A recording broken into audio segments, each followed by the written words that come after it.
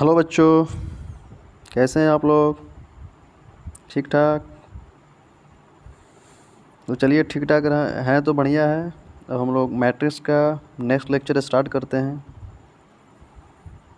पहले लेक्चर में हम लोग ये पढ़े थे, मैट्रिक्स का डेफिनेशंस पढ़े थे, मैट्रिक्स के कुछ टाइप्स थे, उस टाइप्स को हम लोग मतलब रीड किया था। उसमें हम लोग मैट्रिक्स पढ़े थे। मैट्रिक्स के बारे में बताया था कि किसी नंबर का रेक्टेंगुलर अरेंजमेंट करके उसको किसी ब्रैकेट के अंदर, स्क्वायर ब्रैकेट के अंदर डाल दिया जाए या स्मॉल ब्रैकेट के अंदर डाल दिया जाए तो वो टोटल जो पोर्शन होता है वो किसको रिप्रेजेंट करता है? एक मैट्रिक्स को रिप्रेजेंट करता है। और मैट्रिक्स में रो होता है, मैट्रिक्स में कॉलम होता है। मतलब मैट्रिक्स जो होता है रो के कॉम्बिनेशन और कॉलम के कॉम्बिनेशन से बनता है। मैट्रिक्स के थ्रू जो मैट्रिक्स में जो एलिमेंट हॉरिजॉन्टली शिफ्ट होते हैं उसको हम लोग रो बोलते हैं, जो एलिमेंट वर्टिकली शिफ्ट होते हैं उनको क्या बोलते हैं? कॉलम्स बोलते हैं। मैट्रिक्स में हम लोग ये पढ़ा था कि कोई मैट्रिक्स जो होता है रो मैट्रिक्स कब होगा, कोई मैट्रिक्स कॉलम मैट्रिक्स कब होगा, कोई मैट्रिक्स स्क्वायर मैट्रिक्स कब होगा, रेक्टेंगुलर मैट्रिक्स कब होगा, upper triangular matrix, lower triangular matrix. मतलब इतने सारे मैट्रिक्स का हम लोग पिछले लेक्चर में हम लोग क्या किए थे, उसका डिस्कशन कर चुके थे। ठीक है। अब मतलब जो रिमेनिंग जो पोर्शन है, मतलब जो रिमेनिंग टाइप जो बचे हुए हैं मैट्रिक्स के, उनके बारे में अब डिस्कशन किया जा रहा है कि मतलब आगे के कौन कौन से मैट्रिक्स के पार्ट अभी हम लोग को पढ़ना है। तो उसमें आई तक हम लोग पढ़ चुके थे। और एक जे जो है यहाँ पे यहाँ देखिए, एक ट्रायंगुलर हम लोग एक पढ़े थे, लोअर ट्रायंगुलर मैट्रिक्स और upper triangular matrix. Lower triangular matrix के पढ़े थे। लोअर ट्रायंगुलर मैट्रिक्स कोई भी ए आई जे एम एन, यानी ए आई जे एम एन का मतलब matrix M by N order का हो तो उसको लोअर ट्रायंगुलर मैट्रिक्स उसी वक्त कहते हैं जब नंबर ऑफ रो और नंबर ऑफ कॉलम सेम होना चाहिए। और यानी जो मैट्रिक्स के वो एलिमेंट जिनमें लोअर इंडेक्स यानी लोअर इंडेक्स दो आते थे, एक कॉलम इंडेक्स और एक रो इंडेक्स। अगर रो इंडेक्स का वैल्यू कॉलम इंडेक्स वैल्यू बड़ा है तो वो टोटल मैट्रिक्स का जो एलिमेंट आएगा वो एलिमेंट का वैल्यू क्या देगा? 0 देगा। वही क्या था? Upper triangular matrix. उसमें एक कंडीशन था, मैं आपको डायगोनल एलिमेंट्स बताया था, यानी डायगोनल एलिमेंट्स के अपर वाले पोर्शन, यानी डायगोनल एलिमेंट्स के ऊपर जितने सारे एलिमेंट्स अगर 0 आ जाएँ तो वो total matrix upper triangular matrix होता है। और डायगोनल एलिमेंट्स के डायगोनल एलिमेंट्स के नीचे वाले जितने सारे एलिमेंट्स अगर 0 आ जाएँ तो वो अपर ट्रायंगुलर मैट्रिक्स को शो करता है। जैसे ये जो लाइन है मैं अभी दिखा रहा हूँ, ये यानी एक लाइन इंक्लाइंड लाइन, इसलिए स्ट्रेट लाइन, इसके अपर वाले पार्ट, ये अपर वाला पार्ट है, इसके अपर वाला पार्ट अगर 0 आ जाए तो ये मैट्रिक्स किस में काउंट होगा? ये मैट्रिक्स लोअर ट्रायंगुलर मैट्रिक्स में काउंट होगा। और ये डायगोनल एलिमेंट्स के नीचे कौन है? 0 0 0, यानी इस डायगोनल एलिमेंट्स के नीचे वाले टर्म क्या है? 0 है, नीचे वाले एलिमेंट क्या है? 0 है। तो ये मैट्रिक्स जो होता है किस में काउंट होगा? Upper triangular matrix. ठीक है। अब नेक्स्ट मैं पढ़ता हूँ ट्रायंगुलर मैट्रिक्स। इन ट्रायंगुलर मैट्रिक्स वही होता है, ट्रायंगुलर मैट्रिक्स वही होता है जो हम लोग पढ़े हैं, या तो वो लोअर ट्रायंगुलर मैट्रिक्स होगा या अपर ट्रायंगुलर मैट्रिक्स होगा, जिसके बारे में हम लोग डिस्कशन कर चुके हैं। और एक होता है जीरो मैट्रिक्स, यानी कोई पूछ सकता है सर मैट्रिक्स 0 भी हो सकता है। ऑफकोर्स मैट्रिक्स 0 हो सकता है। मैट्रिक्स 0 कब होगा सर? अरे कोई क्वेश्चन पूछेगा सर मैट्रिक्स 0 कब होगा? अरे मैट्रिक्स 0 उसी वक्त होगा, यानी जिस मैट्रिक्स का हर एक एलिमेंट क्या हो 0, तो उसको क्या बोलेंगे? मैट्रिक्स एलिमेंट बोलेंगे। तो सर मैट्रिक्स एलिमेंट का नोटेशंस होता होगा। ऑफकोर्स मैट्रिक्स एलिमेंट का नोटेशंस भी होता है। तो मैट्रिक्स एलिमेंट सबसे पहले देखेंगे कि जो मैट्रिक्स से कितने ऑर्डर का है। अगर एम एन यानी उसका रो एम है और ऑर्डर एन है, रो एम है और कॉलम एन है, तो ऑर्डर तो एम एन हो गया। तो उसको डिनोट कैसे करेंगे? 0 एम एन या सिंपली 0 से रिप्रेजेंट करेंगे। अगर क्वेश्चन में 0 एम एन या सिंपली 0 दिया हुआ है मतलब वो मैट्रिक्स किसका है? वो मैट्रिक्स क्या है? वो 0 मैट्रिक्स है या नल मैट्रिक्स है। नल बोले तो मतलब कुछ नहीं, तो क्या है? नल मैट्रिक्स है। अभी हम तो यहाँ डेफिनेशन समझते हैं हम लोग। 0 मैट्रिक्स और null matrix, if A I is equal to 0 for all I and J, इसको एंड बोलते हैं। इसको क्या बोलते हैं? एंड। इसको क्या बोलते हैं हम लोग? एंड। यानी एंड का सिंबल ऐसे, एंड का सिंबल ऐसे देते हैं। तो 0 matrix of order M N is denoted by 0 M N और 0। ठीक है। मतलब 0 मैट्रिक्स को हम लोग नल मैट्रिक्स से बोल सकते हैं। इसका कंडीशन ये है, ए आई जे इज इक्वल टू 0 कब? आई एंड जे, यानी आई और जे कुछ भी हो, मतलब बराबर हो, बड़ा हो, छोटा हो, कुछ भी हो, मतलब एलिमेंट। ये क्या है, यानी मैट्रिक्स के एलिमेंट के ये रो इंडेक्स है, ये कॉलम इंडेक्स है कि नहीं। इसको रो इंडेक्स बोलते हैं, इसको कॉलम इंडेक्स बोलते हैं। उसी तरह यहाँ देखिए, इसको क्या बोलते हैं, ये पहला रो है, ये दूसरा रो है और ये तीसरा रो है। ये वर्टिकली जो शिफ्ट है इसको कॉलम फर्स्ट, ये वर्टिकली एलिमेंट जो शिफ्ट है उसको कॉलम 2, ये वर्टिकली जो एलिमेंट शिफ्ट है उसको कॉलम 3 बोलेंगे। ये ऑर्डर कितने का है, 3/3 का ऑर्डर है। तो देखिए आई और जे, यानी आई और जे मतलब आई का आई इज इक्वल टू 1 हो और जे इज इक्वल टू 1 तभी वैल्यू 0 होगा। I is equal to 1, I is equal to 2 तभी वैल्यू 0 होगा, क्योंकि यहाँ आई एंड जे, यानी आई और जे का कोई भी वैल्यू हो, मतलब कोई भी वैल्यू रखें उसका मतलब ये टोटल मैट्रिक्स एलिमेंट क्या देगा, 0। यहाँ देखिए 0 0 0 0 0 0 0 0 0, मतलब A11 A12 A13 A21 A22 A23 A31 A32 A33, यानी टोटल एलिमेंट्स क्या दे रहे हैं, 0 दे रहे हैं। मतलब मैट्रिक्स का टोटल एलिमेंट 0 हो गया, मतलब जीरो मैट्रिक्स का मतलब मैट्रिक्स का टोटल एलिमेंट क्या हो, 0 हो, उसको हम लोग जीरो मैट्रिक्स बोलेंगे। That's it. अब आते हैं यूनिट मैट्रिक्स पे। यूनिट मैट्रिक्स क्या होता है, यूनिट मैट्रिक्स को हम लोग आइडेंटिटी मैट्रिक्स भी बोलते हैं। इसमें सबसे पहला कंडीशन ये होता है कि m is equal to n, मतलब नंबर ऑफ़ रो और नंबर ऑफ़ कॉलम क्या होना चाहिए, सेम। मतलब मैट्रिक्स किसको फॉलो करना चाहिए, स्क्वायर मैट्रिक्स को फॉलो करना चाहिए। मतलब मैट्रिक्स कैसा होना चाहिए, स्क्वायर मैट्रिक्स। ये नहीं कि रेक्टेंगुलर मैट्रिक्स बोल दें, क्योंकि रेक्टेंगुलर मैट्रिक्स में क्या होता है, रेक्टेंगुलर मैट्रिक्स में m is equal to n, यानी m n के इक्वल नहीं होता है। मतलब number of row number of column के बराबर से नहीं होते हैं रेक्टेंगुलर मैट्रिक्स में, ठीक है। तो यूनिट मैट्रिक्स क्या बोलता है, यूनिट मैट्रिक्स और identity matrix, if m is equal to n and a is equal to 0 when i not is equal to j when i is equal to j is equal to 1। इसका meaning समझना है, इसका meaning समझना है, इसका meaning, ये meaning क्या बोल रहा है, ये मीनिंग ये बोल रहा है कि सबसे पहले तो हम लोग नंबर ऑफ और नंबर ऑफ कॉलम को सेम करेंगे। उसके बाद मैट्रिक्स का वो एलिमेंट जिसका रो इंडेक्स और कॉलम इंडेक्स सेम हो, तो उसका जो एलिमेंट का जो वैल्यू हो क्या होगा, यूनिट आएगा। यूनिट बोले तो 1 आएगा, हमेशा 1 होगा, यानी 1। और अगर सेम नहीं हो तो उसका वैल्यू क्या देगा, 0। तो यूनिट मैट्रिक्स का अगर ऑर्डर n हो तो उसको in और i से रिप्रेजेंट करेंगे, वही यहाँ लिखा हुआ है। And unit matrix of order n is denoted by in और i। क्वेश्चन समझते हैं यहाँ पे। 1 0 0 1, 1 का मतलब क्या हुआ, 1 जो है 1 का पोजीशन क्या है, A1 1, मतलब i इज इक्वल टू 1 और j इज इक्वल टू 1, मतलब i इज इक्वल टू 1 और j यानी दोनों सेम है, तो वैल्यू क्या है, 1, यहाँ 1 है। अब इसको लेते हैं A12, अरे इसको जनरली यार A12 लिखेंगे ना कि फर्स्ट रो का एलिमेंट है, सेकंड कॉलम का एलिमेंट है इसको। तो यहाँ देखिए i not is equal to j, तो किस कंडीशन को फॉलो करेगा, इस कंडीशन को फॉलो करेगा, क्या देगा आंसर, 0, तो यहाँ 0। अब इस पे आते हैं, ये A21 है, मतलब i का वैल्यू 2 और j का वैल्यू 1। इस कंडीशन को फॉलो कर रहा है, मतलब इक्वल नहीं है, इसलिए क्या वैल्यू देगा, 0, तो यहाँ 0 लिखें। अब ये देखिए 1 बोले तो ये इसको जनरल कौन सा एलिमेंट है, A22, मतलब सेकेंड रो सेकेंड कॉलम। और जब रो और कॉलम सेम होता है तो क्या वैल्यू देता है, 1, तो वही तो यहाँ 1 लिखे हैं। आया समझ में। अब यहाँ देखिए 2 क्यों लिखा गया है, क्योंकि इसका ऑर्डर क्या है, 2 है। अभी मैं बताया था जितने ऑर्डर करेंगे उसको in से रिप्रेजेंट करें, मतलब ये जनरल फॉर्म है in का बोलो। अगर सेकंड ऑर्डर करेंगे तो 2, थर्ड ऑर्डर करेंगे तो 3, फोर्थ ऑर्डर करेंगे तो 4, फाइव्थ ऑर्डर करेंगे तो 5, सिक्स ऑर्डर करेंगे तो यहाँ 6। मतलब n जो होता है ऑर्डर को रिप्रेजेंट करता है। सेकंड ऑर्डर का था तो यहाँ 2/2, तो यहाँ थर्ड ऑर्डर का है तो 3/3, ठीक है। अब डायगोनल मैट्रिक्स किसको बोलते हैं, यानी डायगोनल मैट्रिक्स उसको बोलते हैं, इसमें भी नंबर ऑफ रो और नंबर ऑफ कॉलम क्या होना चाहिए, सेम होना चाहिए। और ai is equal to 0 for all i not is equal to j।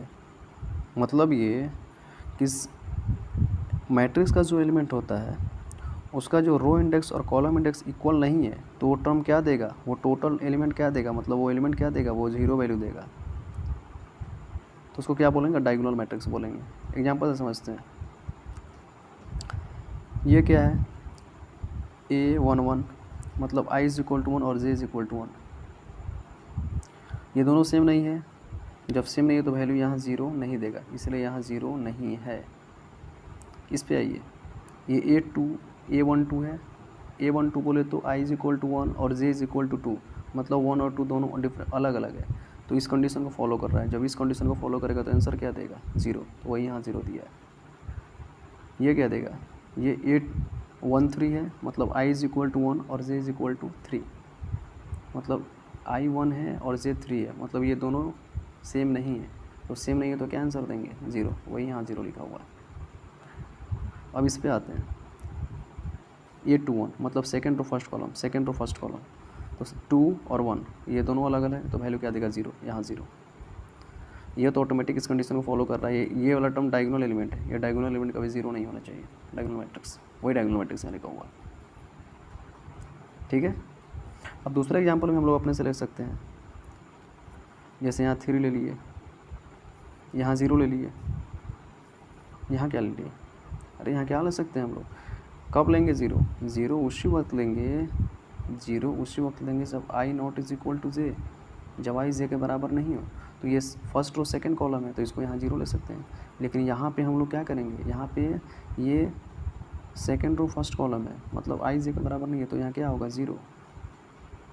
यहाँ क्या ले सकते हैं 5, अरे यार second row second column, second row second column से मतलब थोड़े है यहाँ का 0 कब करना है, मतलब रो और कॉलम सेम नहीं हो, तब यहाँ वैल्यू क्या देगा 0। ये कितने ऑर्डर का है 2/2, मतलब इस कंडीशन को फुलफिल किया। ठीक है, ये जो रहता है, ये एलिमेंट क्या कहलाते हैं, इस एलिमेंट को क्या बोलते हैं हम लोग, डायगोनल एलिमेंट। इसके पिछले लेक्चर में बताया था, इसको क्या बोलते हैं, डायगोनल एलिमेंट्स बोलते हैं। अब एक और मैट्रिक्स है स्केलर मैट्रिक्स। स्केलर मैट्रिक्स क्या होता है, स्केलर मैट्रिक्स में भी जो कंडीशन अभी ऊपर 2 पढ़े हैं सेम वही होता है, number of row number of column same. जब number of row number of column same, मतलब मैट्रिक्स कैसा, सबसे पहले स्क्वायर मैट्रिक्स, यानी स्क्वायर मैट्रिक्स जो number of row number of column same, उसी तरह स्केलर मैट्रिक्स भी होता है। And A is equal to 0, कब मैट्रिक्स का वैल्यू 0 कब देगा, टोटल एलिमेंट 0, और total element I is equal to 0 तो वैल्यू क्या देगा C, और I not is equal to J value क्या देगा 0। यहाँ क्वेश्चन है I not is equal to J क्या देगा कांस्टेंट, यहाँ C है, C बोले तो कांस्टेंट, यानी जो वैल्यू होगा, जो मैट्रिक्स के अंदर जो एलिमेंट होगा वो एलिमेंट कैसा होना चाहिए, सेम होना चाहिए। यानी जो कांस्टेंट अगर 2 कंसीडर कर लिए तो 2, 3 किए तो 3, 4 किए तो 4, 5 किए तो 5, कांस्टेंट बोले तो मतलब सेम होना चाहिए, डिफरेंट कांस्टेंट नंबर नहीं होना चाहिए, सेम ही कांस्टेंट नंबर होना चाहिए। जैसे यहाँ 2 0 0 2, यहाँ 2 और ये 2, ये दोनों 2 क्या है, कांस्टेंट है। कांस्टेंट क्यों है कि I is equal to J बोले तब यहाँ कांस्टेंट बोला है। तो I is equal to J क्या होता है, मतलब मैट्रिक्स के अंदर जो एलिमेंट होते हैं उस एलिमेंट का मैं बताया हूँ एक क्या होता है, रो इंडेक्स और कॉलम इंडेक्स। रो और कॉलम इंडेक्स सेम होता है, तो वो एलिमेंट का वैल्यू क्या देगा यहाँ C, मतलब कांस्टेंट देगा। तो यहाँ C हम लोग क्या मान दो, यहाँ क्या माने हैं 2, अरे कांस्टेंट है। फर्स्ट रो फर्स्ट कॉलम, इसको बोलेंगे सेकंड रो, यानी A22, इसको बोलेंगे A11, मतलब I is equal to 1 J is equal to I is equal to 1 J is equal to 1, यानी 1 बराबर 1 क्या देगा C। तो C यहाँ का कंसिडर किए हैं 2, 3 भी कर सकते हैं, 4 भी कर सकते हैं, 5 भी, 6 भी, कुछ भी कर सकते हैं, √2 √5 √5 कुछ भी कर सकते हैं। लेकिन 0 वाला कौन देगा, कौन सा एलिमेंट 0 होगा, जब I not is equal to J, यहाँ इसको मिलाइए आप, ये A12 मतलब I J के इक्वल है, इसलिए क्या है 0 है। ये भी क्या है, ये A21 है, मतलब I J के इक्वल नहीं है, तभी क्या है 0 है, तभी 0 है। एक और हम लोग लिख सकते हैं हम लोग अपने से, पाई 0 0 पाई, क्योंकि ये दोनों कांस्टेंट होना चाहिए, वेरी नहीं करना चाहिए। कांस्टेंट नंबर भी कैसा होना चाहिए, सेम होना चाहिए। एक ऊपर मैं डायगोनल एलिमेंट्स, डायगोनल मैट्रिक्स के बारे में कुछ भूल गया। ये जो डायगोनल मैट्रिक्स होता है ना, अगर ये डायगोनल 2 3 4 लिखा हुआ है, मतलब ये किसको रिप्रेजेंट कर रहा है, डायगोनल मैट्रिक्स को रिप्रेजेंट कर रहा है। और ये 2 3 4 जो है वो क्या है, वो डायगोनल एलिमेंट्स हैं। ठीक है, 2 3 4 क्या है, डायगोनल एलिमेंट्स है। और डायगोनल एलिमेंट्स के अपर वाले पोर्शन 0, डायगोनल के लोअर वाला पोर्शन 0, तो क्या देगा, डायगोनल मैट्रिक्स दे रहा है कि नहीं दे रहा है, डायगोनल मैट्रिक्स दे रहा है। अगर ऐसे जहाँ भी लिखा हुआ है तो मतलब समझना है कि मैट्रिक्स किसका है, डायगोनल मैट्रिक्स है। ठीक है, ठीक है। तो आगे मतलब एक अब हम लोग को कंपेरेबल मैट्रिक्स पढ़ना है, और इक्वलिटी मैट्रिक्स पढ़ना है, एडिशन ऑफ मैट्रिक्स पढ़ना है, सब्ट्रैक्शन ऑफ मैट्रिक्स पढ़ना है, एडजॉइंट मैट्रिक्स पढ़ना है, तभी हम लोग कॉम्पेरेबल मैट्रिक्स पढ़ेंगे। तो कॉम्पेरेबल मैट्रिक्स क्या होता है? कॉम्पेरेबल मैट्रिक्स उसको बोलते हैं, यानी दो मैट्रिक्स का ऑर्डर क्या हो, सेम हो, तो कॉम्पेरेबल मैट्रिक्स होगा। ठीक है। और दो मैट्रिक्स इक्वल कब होंगे, मतलब दो मैट्रिक्स कब इक्वल होते हैं? तो इक्वल मैट्रिक्स का रिलेशन कॉम्पेरेबल मैट्रिक्स से होता है। यानी वैसे दो मैट्रिक्स जिनका ऑर्डर सेम हो और कॉरस्पॉन्डिंग एलिमेंट सेम हो, तो उस मैट्रिक्स को हम बोलते हैं कि ये मैट्रिक्स कैसा है, इक्वल है, अदरवाइज़ वो इक्वल नहीं है। आइए हम लोग देखते हैं। यहाँ देखिए, comparable matrix, two matrices are said to be comparable if they have the same order. यानी दो मैट्रिक्स है जिसका ऑर्डर सेम हो तो उसको क्या बोलेंगे, कॉम्पेरेबल मैट्रिक्स बोलेंगे। मतलब 2x2 ऑर्डर का हो, 3x3 ऑर्डर का हो, 4x4 ऑर्डर का दो मैट्रिक्स ले लें तो क्या बोलेगा, उसको कॉम्पेरेबल मैट्रिक्स बोलेगा। अगर मैट्रिक्स 2x3 का ले लें, दूसरा मैट्रिक्स 3x2 का ले लें, तो इसमें तो ऑर्डर सेम नहीं है, तो हम लोग क्या बोलेंगे, ये कॉम्पेरेबल मैट्रिक्स नहीं है। अरे यार, एक 3x2 का मैट्रिक्स ले लिया जाए और दूसरा 2x3 का मैट्रिक्स ले लिया जाए, दोनों का ऑर्डर सेम है, ऑर्डर सेम नहीं है, तो ये क्या है, ये कॉम्पेरेबल मैट्रिक्स नहीं है। कॉम्पेरेबल मैट्रिक्स का कंडीशंस होना चाहिए। कंडीशन यही है कि number of row, number of column, number of row, number of column से जो मैट्रिक्स बना है वो क्या हो, सेम हो। अब दूसरा पढ़ेंगे इक्वलिटी मैट्रिक्स। मतलब दो मैट्रिक्स इक्वल कब होते हैं, दो मैट्रिक्स बराबर कब होते हैं। तो two matrices are said to be equal if they have the same order and the corresponding elements of two matrices are equal. मतलब दो मैट्रिक्स को उसी वक्त हम लोग इक्वल मैट्रिक्स बोल सकते हैं जब उसका ऑर्डर सेम हो और उसके कॉरस्पॉन्डिंग एलिमेंट्स क्या हो, सेम हो। यानी ये corresponding elements of two matrix are equal, मतलब कॉरस्पॉन्डिंग एलिमेंट्स भी सेम हो। तो इसी तरह अपने आइए हम लोग क्वेश्चन समझते हैं कि दो मैट्रिक्स इक्वल कब होता है या दो मैट्रिक्स इक्वल नहीं कब होता है। तो क्वेश्चन लिख देते हैं, लेट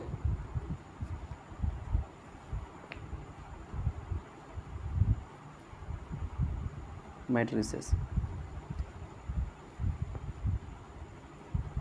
x प्लस वाई, यहाँ 2, यहाँ 4, x minus y is equal to 6, 2, 4 और यहाँ पे हम लोग 8 ले लेते हैं। ठीक है। जब इक्वली मैट्रिक्स बोला तो इसका मतलब दोनों एक दूसरे के इक्वल होगा, मतलब ये एक दूसरे के इक्वल, तो साइन किससे होगा, प्लस, मतलब इक्वल का साइन आएगा ना। अरे इक्वलिटी का मतलब इक्वल साइन आना, तो इक्वल आया कि साइन नहीं, इक्वल का साइन आया, तभी तो दो मैट्रिक्स इक्वल होगा। कंडीशन क्या होता है, दोनों सेम ऑर्डर का होना चाहिए। पहले हम लोग ऑर्डर चेक करेंगे, ऑर्डर सेम है कि नहीं। ये कितने ऑर्डर का है, अरे बोलो यार कितने ऑर्डर का है, 2x3, 3x2, ये ऑर्डर है 2x2, ये भी ऑर्डर है 2x2। आप 3x2 नहीं बोल सकते। पहला तो कंडीशन फुलफिल कर दिया कि ऑर्डर क्या होना चाहिए, सेम।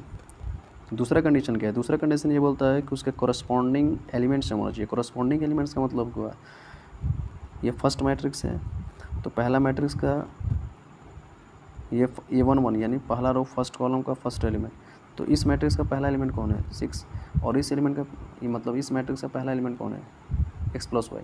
इन दोनों को इक्वल करेंगे, x प्लस वाई। सॉल्यूशन यही है, x प्लस वाई क्या देगा, 6, equation 1।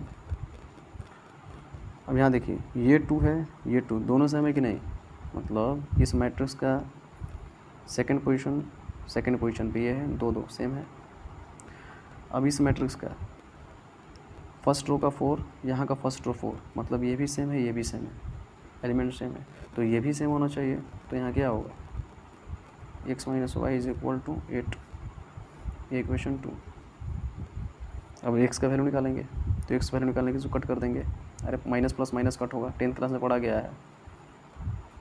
2x is equal to क्या होगा, 14, x इज इक्वल टू क्या होगा, 7। मतलब x का वैल्यू हम लोग को मालूम हो गया। जब x मालूम होगा तो y ऑटोमेटिक निकाला जा सकता है, क्योंकि x प्लस वाई किसके इक्वल है, 6 के।